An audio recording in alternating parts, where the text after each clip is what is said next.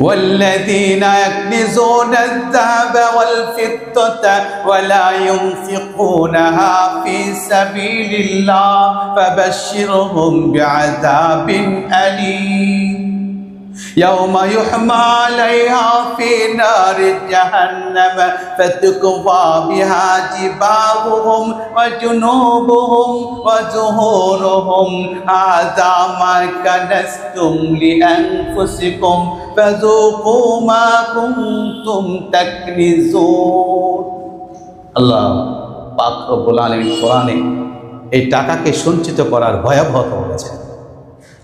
কপালে পিঠে সেক দিবে, সেক পচন ধরলে, কোনো ব্যথা হলে এখানে আমরা এক ধরনের সেক দিই।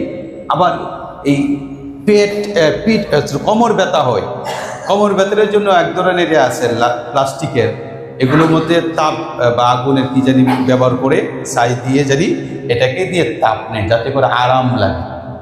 দুনিয়াতে এই সেটটা আরামের জন্য ব্যবহার করা হয়, আর হাসরের ময়দানে জাহান্নামের মধ্যে যাকাত যথাযথভাবে আদায় না করা ব্যক্তিদেরকে লোহা দিয়ে সেট দেয়।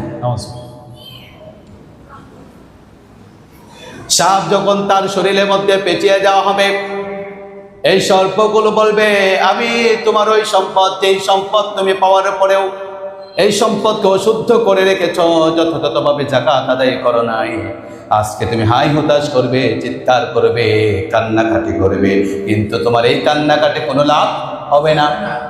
তুমি তোমার জীবন, দুনিয়ার জীবনটাকে অসৎ পথে পরিচালনা করেছ, আল্লাহ তাআলা নিয়ামত পেয়ে তুমি অকৃতজ্ঞতা আদায় করেছ, অথচ তোমার সামনেই তোমার ঘরের পাশের ঘরের লোকটাই টাকার, অর্থের, সম্পদের যথাযথভাবে যাকাত আদায় করেছে।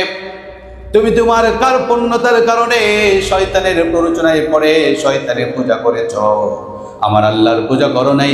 এই জন্যে তোমার জন্যে আমি সাপ তোমাকে দংশন করব, করার কিচ্ছুই নাই।